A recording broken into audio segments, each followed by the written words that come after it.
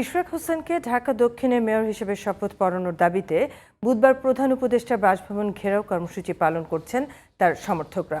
আন্দোলনের সপ্তম দিনে প্রথমে মৎস্য ভবন মোড়ে অবস্থান নেন তারা। এরপর প্রধান উপদেষ্টার বাসভবনের পাশে কাকরাইল মসজিদের সামনের সড়কে অবস্থান নেন বিএনপি নেতাকর্মীরা। আরও জানাচ্ছেন মোহসিন কবির।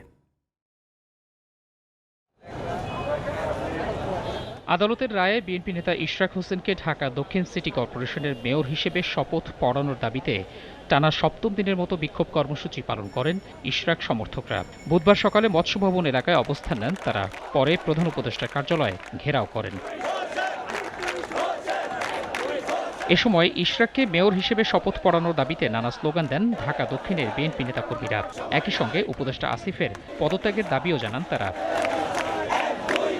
আমি সাবেক কমিশনার হিসাবে আমি যেটা জানি, পরবর্তী নির্বাচন না হওয়া পর্যন্ত চলমান থাকবে, এটা একটা বিধিমালা আছে সিটি কর্পোরেশন। কিন্তু ওনারা কিন্তু এটা বলে না। ওনারা বলে আইনের এই সমস্যা আছে, ওই সমস্যা আসলে এগুলো তো কালক্ষেপণ করা। বৃহস্পতিবার আদালতের রায়ে ইশরাক হোসেন তার ন্যায্য অধিকার ফিরে পাবেন বলে আশা জানান বিএনপি নেতাকর্মীরা। তার গুরু দায়িত্ব সে খুঁজে পাচ্ছে না, সে নিচ্ছে না বা দেওয়া হচ্ছে না। এটা absolutely this is one kinds of crime আমি মনে করি।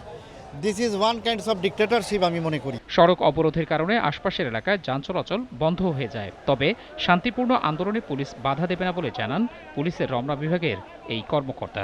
আমরাও এখানে সতর্ক অবস্থায় আছি যেন কোনোভাবে তারা যমুনার দিকে না যায়। এই জন্য আমাদের ব্লক আছে, আমাদের ফোর্স আছে, আমরা সতর্ক অবস্থায় আছি। আমরা তাদের সাথে যোগাযোগ করতেছি যেন কোনোভাবে বিশৃঙ্খল কোনো পরিবেশ তৈরি না হয়। এদিকে সকাল থেকে নগর ভবনে কর্মবিরতি পালন করেন ডিএসসিসির কর্মীরা।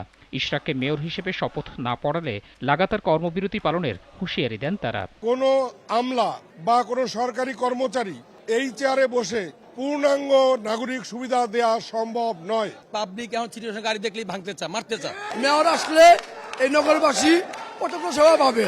2020 সালের ফেব্রুয়ারিতে অনুষ্ঠিত নির্বাচনে আওয়ামী লীগের শেখ ফজলে নূর তাপস বিএনপির ইশরাক হোসেনকে ভোটে পরাজিত করেন। চলতি বছরের 27 মার্চ সেই ফল বাতিল করে ইশরাক হোসেনকে বৈধ মেয়র ঘোষণা করে রায় দেন আদালত।